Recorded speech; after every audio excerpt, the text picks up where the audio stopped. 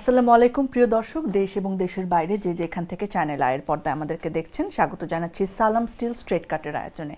আজকের আয়োজনে আমরা একজন বিশেষ অতিথিকে সাথে পেয়েছি। আমাদের সাথে রয়েছেন বাংলাদেশ জাতীয়তাবাদী দল বিএনপির স্থায়ী কমিটির সদস্য এবং কুমিল্লা 1 থেকে নবনির্বাচিত সংসদ সদস্য ডক্টর খন্দকার মোশাররফ হোসেন। আসসালামু আলাইকুম স্যার, কেমন আছেন? ওয়ালাইকুম সালাম, আমি ভালো।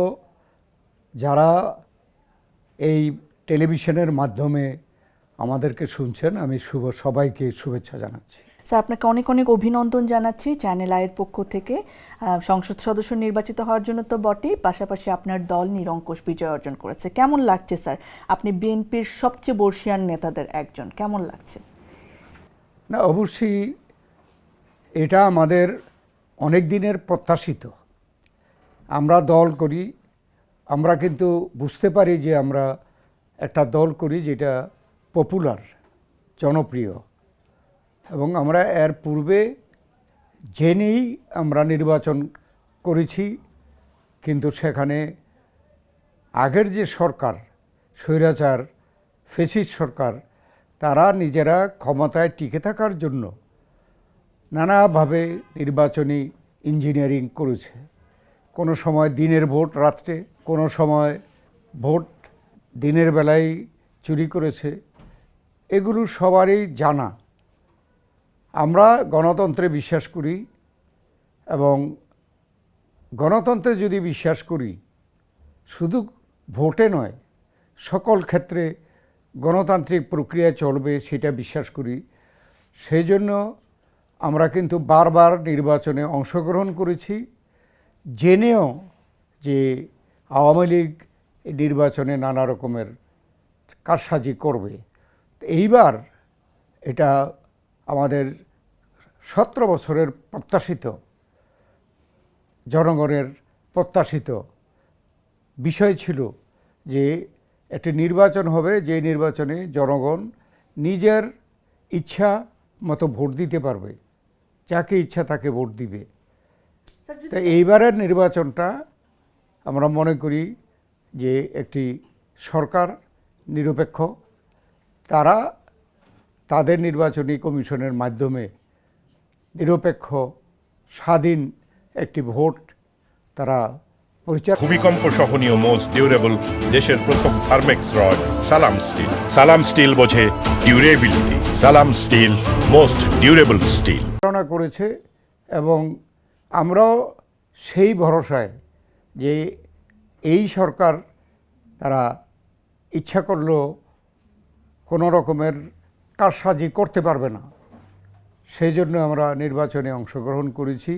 এবং নির্বাচনের ফলাফল এটা পরিষ্কার হয়েছে যে সাধারণ মানুষ স্বাধীনভাবে ভোট দিয়েছে, এবং আমাদের দলকে যেহেতু ভালোবাসে, সেহেতু আমাদের দলকে জনগণ ভোট দিয়ে দেশে একটি সরকার, জনগণের সরকার প্রতিষ্ঠা করার জন্য সুযোগ করে দিয়েছে। স্যার, আপনি তো শহীদ রাষ্ট্রপতি জিয়াউর রহমানের নেতৃত্বে দলে কাজ করেছেন, এরপরে বেগম খালেদা জিয়া তার সঙ্গে কাজ করেছেন, তার নেতৃত্বে কাজ করেছেন, এবং এই প্রথমবার জনাব তারেক রহমান তিনি সরাসরি চেয়ারম্যান হিসেবে নেতৃত্ব দিয়েছেন এবং এরকম একটা বিশাল নির্বাচন করেছেন এবং সেখানে জয় এনেছেন। এই অভিজ্ঞতাটা স্যার একটু বলবেন, মূল্যায়ন কিভাবে করবেন জনাব তারেক রহমানের নেতৃত্বকে? আমরা শহীদ প্রেসিডেন্ট জিয়াউর রহমানের নেতৃত্বেও নির্বাচন দেখেছি 79-এ, এবং সেই সময়ও নিরপেক্ষ একটা নির্বাচন হয়েছে। এরপরে তাকে, শহীদ জিয়াউর রহমানকে হত্যা করা হয়েছিল এই উদ্দেশ্যে যে বিএনপিকে বিনষ্ট করা হবে, বিএনপিকে শেষ করে দেওয়া হবে। কিন্তু দেশনেত্রী বেগম খালেদা জিয়া নেতৃত্ব নেওয়ায় যারা আমাদের শত্রু ছিল, যে মাইনাস জিয়া করে বিএনপিকে শেষ করে দিবে, সেটা কিন্তু পারেনি। বারবার আমরা বেগম খালেদা জিয়ার নেতৃত্বেও আমরা 4বার নির্বাচনে আমরা জয়ী হয়েছি, 3বার আমরা সরকার প্রতিষ্ঠা করেছি।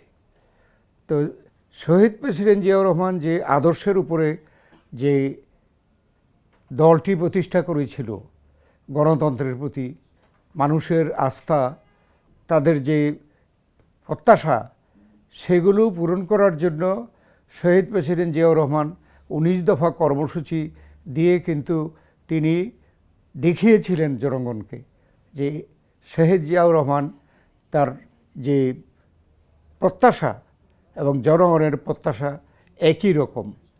জিয়াউর রহমানের হত্যার পরে আমরা বেগম খালেদা জিয়াকে নিয়ে এই দল আমরা পুনঃপ্রতিষ্ঠা করি এবং বেগম খালেদা জিয়ার নেতৃত্বেও আমরা কয়েকবার নির্বাচিত হয়েছি। এবং আমাদের যে ইচ্ছা বা জনগণের ইচ্ছা এক ছিল বলেই কিন্তু আমরা কয়েকবার নির্বাচিত হয়ে সরকারে আসতে পেরেছি। যদিও বিগত 16-17 বছর যাবৎ এই নির্বাচন ইঞ্জিনিয়ারিং করে গায়ের জোরে ক্ষমতায় থাকার জন্যে বিভিন্ন রকমের ইস্যুতে আমরা সরকারে আসতে পারিনি। এরপরে বেগম খালেদা জিয়াকে মিথ্যা মামলা দিয়ে জেলে পর্যন্ত নিয়েছে। তো আমরা বেগম খালেদা জিয়া নিজে ধৈর্যের সাথে সেগুলো তিনি সহ্য করেছেন এবং দেশনেত্রী বেগম খালেদা জিয়া বিভিন্ন টেস্টে পড়েছেন। এক সময় হইল 1/11-এর পরে তাকে এবং শেখ হাসিনাকে বলা হয়েছিল দেশ থেকে চলে যেতে। শেখ হাসিনা চলে গেছিলেন, কিন্তু বেগম খালেদা জিয়া বলেছে যে আমি এই দেশের সন্তান, আমি এই দেশেই মরব, আমি যাব না। সেটাই কিন্তু আলটিমেটলি বেগম খালেদা জিয়া প্রমাণ করল। শেখ হাসিনাও কিন্তু বেগম খালেদা জিয়াকে ধ্বংস করে দেওয়ার জন্য বহু চেষ্টা করেছে, কিন্তু তিনিও এই দেশে থেকে আন্দোলন করে সংগ্রাম করে তিনি টিকেছিলেন এবং তার কথা তিনি রেখেছেন যে তিনি এই দেশেই মৃত্যুবরণ করেছেন। তা আমি 3 জনের সাথেই কাজ করেছি। শহীদ প্রেসিডেন্ট জিয়াউর রহমান, তিনি স্বাধীনতার ঘোষক, তিনি এদেশে দল একটা করলেন, করেই বললেন যে এটা হবে বাংলাদেশি জাতীয়তাবাদের ভিত্তিতে একটি দল। এই দল তিনি সত্যিকারভাবে এদেশের মানুষের জন্যে এবং যে স্বতন্ত্র যে ইচ্ছা সেইটাকে প্রতিষ্ঠা করার জন্য চেষ্টা করেছেন। তিনি বেশ কিছু কর্মকাণ্ড গ্রহণ করেছেন। এদেশে তিনি অনেকগুলো পরিবর্তন এনেছেন। যেমন আমাদের যে পরিচয় ছিল সেটা কিন্তু জিয়াউর রহমান পরিবর্তন করেছেন, যে বাঙালি জাতীয়তাবাদ না, আমাদের জাতীয়তাবাদ হবে বাংলাদেশি জাতীয়তাবাদ। এবং সেই বাংলাদেশি জাতীয়তাবাদ প্রতিষ্ঠা করেছেন। এখন পর্যন্ত সেই বাংলাদেশি জাতীয়তাবাদ টিকে আছে এই দেশে। তারপরে অর্থনীতিতে তিনি সে সময় সমাজতান্ত্রিক অর্থনীতির নামে তখন বাংলাদেশে স্বনির্ভর অর্থনীতি ছিল না।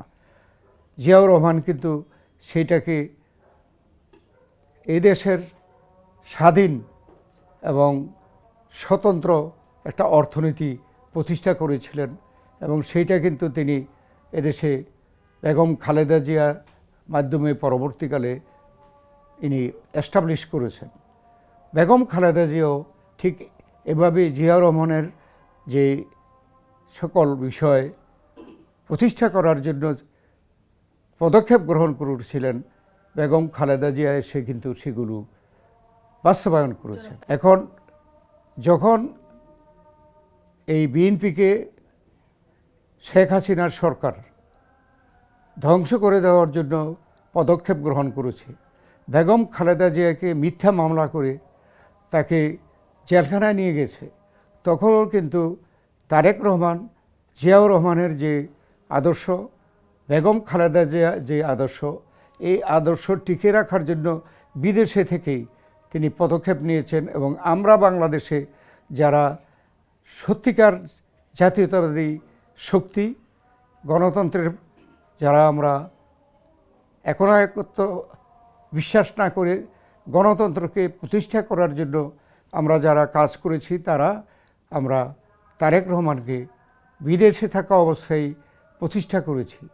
তারেক রহমানকে আমরা আমাদের বিএনপির ভারপ্রাপ্ত চেয়ারম্যান নিয়োগ করেছি এবং ভারপ্রাপ্ত চেয়ারম্যান হিসাবে তিনি কাজ ভূমিকম্প সহনীয় মোস্ট ডিউরেবল দেশের প্রথম থার্মেক্স রড সালাম স্টিল। সালাম স্টিল বোঝে ডিউরেবিলিটি। সালাম স্টিল মোস্ট ডিউরেবল স্টিল করেছেন। বেগম খালেদা জিয়া অনেক দিন জেলখানা থেকে বেরোর পরে তিনি অসুস্থ ছিলেন, সেই জন্যে তারেক রহমানকে সত্যিকারভাবে আমাদেরকে নেতৃত্ব দিতে হয়েছে এবং তারেক রহমান আমাদের দেশের মানুষের প্রত্যাশা অনুযায়ী তিনি এই বাংলাদেশে জাতীয়তাবাদ, গণতন্ত্র, স্বৈরাচার এগুলোকে সংগ্রামের মাধ্যমে প্রতিহত করার জন্য তারেক রহমানও আন্দোলনে জড়িত ছিলেন। সেই জন্যই আমরা আমাদের নেত্রী, দেশনেত্রী বেগম খালেদা জিয়া যখন মৃত্যুবরণ করেন, তারপরে কিন্তু আমরাই আবার তারেক রহমানকে ভারপ্রাপ্ত চেয়ারম্যান থেকে চেয়ারম্যানে রূপান্তরিত করেছি। উনি সেই দায়িত্ব কেমন পালন করেছেন আপনাদের এত বড় আমরা বিদেশে থাকা অবস্থায় তারেক রহমান যেভাবে ভারপ্রাপ্ত চেয়ারম্যান হিসাবে বিএনপির আদর্শকে বাস্তবায়ন করার জন্য তিনি প্রচেষ্টা নিয়েছেন, চেষ্টা করেছেন, তারপরে আমরা যখন বেগম খালেদা জিয়ার মৃত্যুর পরে আমরা যখন তাকে সরাসরি দলের চেয়ারম্যান নিয়োগ করি, তখনও তিনি আমাদের দলের আদর্শ, দলের যে আমাদের নীতি, সেগুলো তারেক রহমান মনে প্রাণে এই দায়িত্ব নিয়ে কাজ করেছে। সেই জন্যেই কিন্তু বাংলাদেশের জনগণের কাছে তারেক রহমান পরীক্ষিত একজন দেশপ্রেমিক, গণতান্ত্রিক একজন সৈনিক হিসাবে এদেশের মানুষ এটা প্রমাণ করেছে। মাননীয় প্রধানমন্ত্রী জনাব তারেক রহমানের নেতৃত্বে অলরেডি মন্ত্রী পরিষদও গঠিত হয়ে গেছে। এই মন্ত্রী পরিষদকে অনেকেই বলছেন খুব শক্তিশালী, অনেকে আবার বলছেন যে কিছু কিছু জায়গা। আপনি আসলে এটাকে কেমনভাবে দেখবেন? আগামী দেশ গড়ার জন্য এই মন্ত্রী পরিষদ বা এই সরকার কতটা প্রস্তুত বলে মনে করছেন? আমরা যখন নির্বাচনে যাই, নির্বাচনে মনোনয়ন দেওয়ার ব্যাপারেও কিন্তু আমরা ওল্ড, মিডল এজ, ইয়াং, তরুণ সকল গোষ্ঠীকে আমরা প্রাধান্য দিয়েছি নমিনেশনের সময়। ঠিক এইভাবে পাশও করেছে, আমাদের মতো বৃদ্ধও পাশ করেছে, তরুণরাও পাশ করেছে। এবং এই যে তারেক রহমান সরকার গঠন করেছে, এর মধ্যে কিন্তু সকল পর্যায়ের আমাদের ব্যক্তিত্ব আছে, বয়স্ক, অভিজ্ঞ, তরুণ এবং আন্দোলনে নেতৃত্ব দেওয়া যে সকল নেতারা রয়েছে, সবাইকে মিলিয়ে মিশিয়ে কিন্তু সরকার গঠন করেছে। তো এই সরকার, আমার বিশ্বাস যে জনগণের প্রত্যাশা অনুযায়ী এই সরকার প্রতিষ্ঠা হয়েছে এবং বাস্তবায়ন হবে। বাহ, তার দীর্ঘদিন ধরে এই বাতাসে বইছে যে আমরা হয়তো পরবর্তী রাষ্ট্রপতি হিসেবে আপনাকে দেখতে পাবো, এবং মন্ত্রী পরিষদে যখন আপনার নাম দেখা গেল না, তখন এই গুঞ্জন আরো বেশি শক্তিশালী হলো। আপনি কি স্যার আনুষ্ঠানিকভাবে আমি প্রস্তাব পেয়েছেন? আনুষ্ঠানিকভাবে কিছু জানি না, আমি এই ব্যাপারে চিন্তাও করি না। আমি দু একটা টেলিভিশনে আমাকে জিজ্ঞেস করছিল যে আমি কিভাবে কাজে লাগতে পারি। আমার উত্তরটা ছিল যে আমাদের পার্টি যেভাবে আমাকে কাজে লাগাবে, যে কাজ দায়িত্ব দিবে, আমি সেই দায়িত্ব পালন করব। যদি রাষ্ট্রপতির দায়িত্ব পান, কোন কাজটি আপনি খুব শুরুতেই করতে চাইবেন? না, এখানে আমাদের কিন্তু 31 দফা আমাদের আছে। 31 দফায় আমরা বাংলাদেশের যে সকল অন্যায় হয়েছে, তারপরে দুর্নীতি হয়েছে, এরপরে যেসব ব্যাপারে অন্যায় হচ্ছে, এগুলোর ব্যাপারে আমরা কিন্তু দ্রুত সরকারও করবে, আর আমাদের যিনি রাষ্ট্রপতি হবেন, সেটা আমি হই বা যে কেউ হয়ে, আমার মনে হয় আমাদের যে ৩১ দফা কর্মসূচি, রাষ্ট্র মেরামত করার জন্য যে কর্মসূচি আছে, সেটাকে মিলিয়ে কিন্তু আমরা নির্বাচনের একটা ম্যানিফেস্টো দিয়েছি। তো সেই ম্যানিফেস্টো অনুযায়ী আমরা পদক্ষেপ গ্রহণ করব। দেশকে সত্যিকারভাবে জনগণের প্রত্যাশা অনুযায়ী পরিচালনা করা, দেশকে স্বনির্ভর করা, দেশকে বিদেশের সাথে যে সম্পর্ক, সেটাও যাতে করে আমাদের দেশের স্বনির্ভর অবস্থানটা থাকে, সেভাবে আমরা পরিচালনা করব। স্যার, দীর্ঘদিনের রাজনৈতিক ক্যারিয়ার আপনার, বাংলাদেশের জন্মলগ্ন থেকে আপনি এটার সঙ্গে রয়েছেন, আপনি এখানকার পালস খুব ভালো বোঝেন। আপনার কি মনে হয় যে এই সরকারের সামনে সবচেয়ে বড় চ্যালেঞ্জেস কোনগুলো এবং সম্ভাবনার জায়গা কোনগুলো আছে? প্রথম হচ্ছে যে আমাদের দেশে দুর্নীতি থেকে দেশকে মুক্ত করা, তারপরে অন্যায় থেকে এই বাংলাদেশকে রক্ষা করা,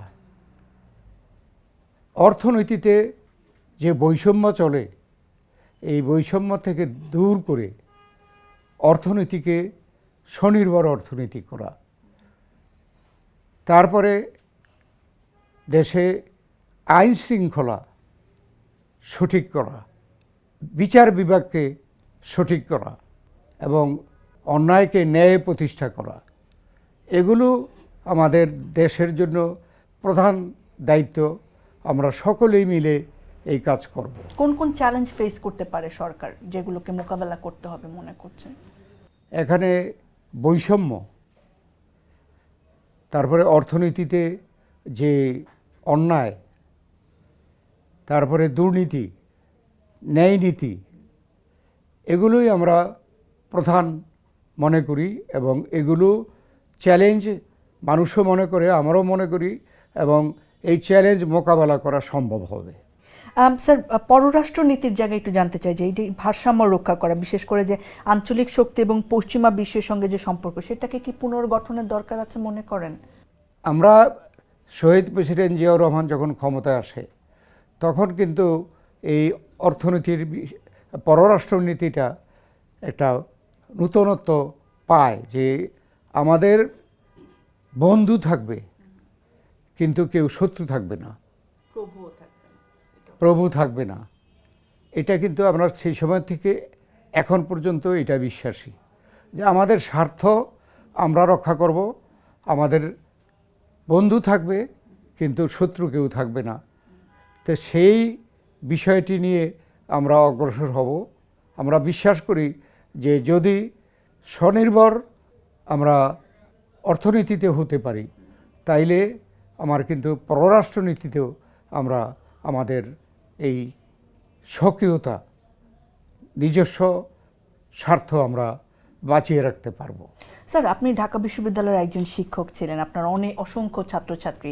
শিক্ষা ব্যবস্থায় কি পরিবর্তন দরকার? এবং আরেকটা প্রশ্ন করতে চাই যে ছাত্র রাজনীতি কেমন হওয়া উচিত, বিশেষ করে শিক্ষকদের রাজনীতিতে, সরাসরি রাজনীতিতে যুক্ত হওয়াটাকে আপনি কিভাবে দেখেন? এই জিনিসগুলো একটু জানতে চাই।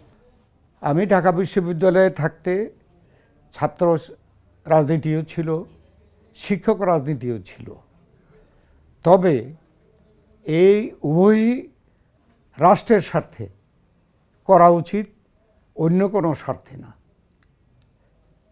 এবং আমরাও ভবিষ্যতে শিক্ষক রাজনীতি, ছাত্র রাজনীতিতে যাতে করে শুধুমাত্র দলীয় স্বার্থ, দেশের স্বার্থ সেখানে থাকে, দেশের স্বার্থ জড়িত থাকে, সেটার ব্যাপারে আমরা সচেষ্ট থাকব। শিক্ষা ব্যবস্থার পরিবর্তন নিয়ে কী করবেন? শিক্ষা ব্যবস্থায় বেশ পরিবর্তন দরকার হবে, কেননা গত 17 বছর শিক্ষায় রাজনীতি সম্পর্কে, শিক্ষাক্ষেত্রে, অন্যান্য ক্ষেত্রে দেখা গেছে যে বিদেশি ইনফ্লুয়েন্স এখানে অনেক কাজ করেছে। তা আমরা চাই যে আমরা দেশের নিজের স্বার্থকে বজায় রেখে শিক্ষক রাজনীতি হবে, ছাত্রছাত্রীদের রাজনীতি হবে এবং এই জায়গায় যাতে করে স্বতন্ত্র অবস্থা বজায় থাকে সে ব্যাপারে আমাদের চেষ্টা থাকবে। বিএনপি সরকারের একটা খুব গুরুত্বপূর্ণ জায়গা হচ্ছে আপনারা ঐক্যের বাংলাদেশ গড়ার ডাক দিয়েছেন এবং জনাব তারেক রহমান মাননীয় প্রধানমন্ত্রী তিনি যে স্টেপ নিয়েছেন, বিরোধী দলীয় যারা নেতা রয়েছেন তাদের বাসায় গেছেন, এই জায়গায় আমি একটুখানি জানতে চাই যে আপনার কি মনে হয় যে বিরোধী দলের সঙ্গে একসঙ্গে হয়ে কাজ করা সম্ভব হবে? বিকজ কিছুদিন আগের অভিজ্ঞতাও তো আমাদের খুব ভালো না, বিরোধী দলীয়দের মতামতকে বন্ধ করা। আমরা এখনো বিশ্বাস করি যে সরকার এবং বিরোধী দল একমত হয়ে নিজস্ব স্বার্থ বাস্তবায়নের জন্য এটা সম্ভব। যদি কোনো একটা রাজনীতি দেশের স্বার্থে ছাড়া অন্য কোনো দেশের স্বার্থ, ভূমিকম্প সহনীয় মোস্ট ডিউরেবল দেশের প্রথম থার্মেক্স রড সালাম স্টিল। সালাম স্টিল বোঝে ডিউরেবিলিটি। সালাম স্টিল মোস্ট ডিউরেবল স্টিল। বজায় রাখতে চায় বা এখানে অন্য স্বার্থ বাঁচিয়ে রাখতে চায়, তাইলে অবশ্যই আমাদের সাথে মতবিরোধ হবে। কেননা আমরা নিজের স্বার্থ, আমরা পররাষ্ট্রনীতিতেও বলছি, আমাদের নিজস্ব স্বরাষ্ট্র যে আমাদের পলিসি সেটাতেও বলছি, আমরা দেশের জাতির স্বার্থকে আমরা বজায় রাখতে চাই। আরেকটা খুব গুরুত্বপূর্ণ প্রশ্ন স্যার জনমনে রয়েছে, আওয়ামী লীগের আবার বাংলাদেশে রাজনীতি করার অধিকার কিংবা তাদের বাধা উঠিয়ে নেওয়ার জায়গাটি, এটি নিয়ে কি সরকার ইতিমধ্যে ভেবেছে, বিএনপি সরকার কিছু? না, এই ব্যাপারে আমরা এখনো কোনো সিদ্ধান্ত নিইনি। বর্তমানে যারা সরকারে ছিল, নিরপেক্ষ সরকার, তাদের কতগুলো সিদ্ধান্ত আছে, আমরা আবার এগুলোর সাথে একমত হয়েছি। অতএব আমরা ভবিষ্যতেও যাতে করে মেইন ব্যাপারটা হচ্ছে যে আমাদের নিজস্ব স্বার্থ বজায় রেখে যদি কেউ রাজনীতি করবে, যে কোনো জনগণের রাজনীতি করার অধিকার আছে, গণতান্ত্রিক অধিকার আছে। এটা ভবিষ্যতে কি হবে এটা এখনও বিবেচনা করা যায় না। আপনার কি মনে হয় স্যার, কেমন হওয়া উচিত? মানে কোনো নিষেধাজ্ঞা কি থাকা উচিত? তারা কি আবার আগের মতো রাজনীতি করতে পারবে কোনো রকম ক্ষমা না চেয়ে? বা বিচার প্রক্রিয়া যদি ঠিকঠাকভাবে চলে তারা কি সেই জায়গায় থাকবে কিনা? আপনার কি মনে হয় ব্যক্তিগতভাবে? এখনও আমি বলতে পারবো না। এখনও রাজনীতি একটা পরিবর্তন হচ্ছে। এই পরিবর্তনটা তৃণমূল পর্যন্ত হওয়া ছাড়া আমি এখনই বলতে পারবো না ভবিষ্যতে কি হবে। আপনার স্বপ্নের বাংলাদেশকে নিয়ে জানতে চাই স্যার, বাংলাদেশকে কোথায় দেখতে চান? বাংলাদেশকে স্বয়ংসম্পূর্ণ দেখতে চাই। বাংলাদেশকে, জনগণকে সুখ সমৃদ্ধ দেখতে চাই, দুর্নীতিমুক্ত দেখতে চাই। দেশে মানুষ স্বাধীনভাবে কাজ করুক, অর্থনীতিতে মানুষের সমান অধিকার প্রতিষ্ঠিত হোক, সেটাই আমাদের প্রত্যাশা। স্যার আপনার হাতে ভোটের কালি এখনো ওঠেনি, স্যার ভোট দিয়ে কেমন লেগেছে দীর্ঘদিন পরে? না, অবশ্যই আমরা দীর্ঘদিন পরে স্বাধীনভাবে ভোট দিতে পেরেছি। আমার সাথে আমাদের এলাকার লোকজন, শত শত লোক লাইন দিয়ে দাঁড়িয়েছে। এটাই তো চাচ্ছিলাম আমরা দেশের স্বাধীনতা, সার্বভৌমত্ব, আমরা দেশের উন্নয়ন, সব তো এই জনগণের জন্য। তাই এর প্রতিফলন হচ্ছে দেখে খুব ভালো লেগেছে। স্যার আপনি একজন বিরাট মাপের নেতা, কুমিল্লা একের জনগণ তো আপনার খুব কাছের মানুষ, আলটিমেটলি সেখানে আপনার বাড়ি, তারা আপনাকে ভোট দিয়ে বিজয় করেছে। তাদেরকে নিয়ে আপনার কি ভাবনা আছে তাদের উন্নয়নের জায়গায়? না, সেখানে প্রত্যেকটা ক্ষেত্রেই সমস্যা আছে, সেই সমস্যাগুলো সমাধান করা, সেটা যতটুকু ক্ষমতার মধ্যে থাকবে ততটুকু আমি চেষ্টা করব। স্যার একজন রাষ্ট্রপতির কি কি গুণ থাকা দরকার বলে আপনি মনে করেন? বাংলাদেশে একজন মানুষ যারা ভোটার হওয়ার উপযুক্ত, তারই রাষ্ট্রপতি হওয়ার উপযুক্ততা আছে। আপনি এটা বিশ্বাস করেন? আমি বিশ্বাস করি। আর দায়িত্বের জায়গায় কোন কোন দায়িত্বে তার অনড় থাকা উচিত? দায়িত্ব, সংবিধান যে দায়িত্ব দেবে সেই দায়িত্ব প্রেসিডেন্টকে পালন করতে হবে। আমাদের দেশে এই ব্যাপারে কিছু বাধ্যবাধকতা আছে, বাধ্যবাধকতা। সেই বাধ্যবাধকতা অনুযায়ী একজন প্রেসিডেন্টকে কাজ করতে হবে। স্যার আপনাকে অনেক ধন্যবাদ, আপনি আমাদের সময় দিয়েছেন। আচ্ছা, ধন্যবাদ। তোমাদেরকেও অনেক বিলম্ব করেছি। কোনো অসুবিধা নাই স্যার, অনেক ধন্যবাদ। প্রিয় দর্শক, আপনারা যারা সঙ্গে ছিলেন, আমরাও আসলে ডক্টর খন্দকার মোশাররফ হোসেন তার মতো স্বপ্ন দেখতে চাই, বাংলাদেশ স্বয়ংসম্পূর্ণ হবে এবং সেই জন্য আমরা সকলে একসঙ্গে কাজ করে যাব। আজকের মতো বিদায় নিচ্ছি, ধন্যবাদ।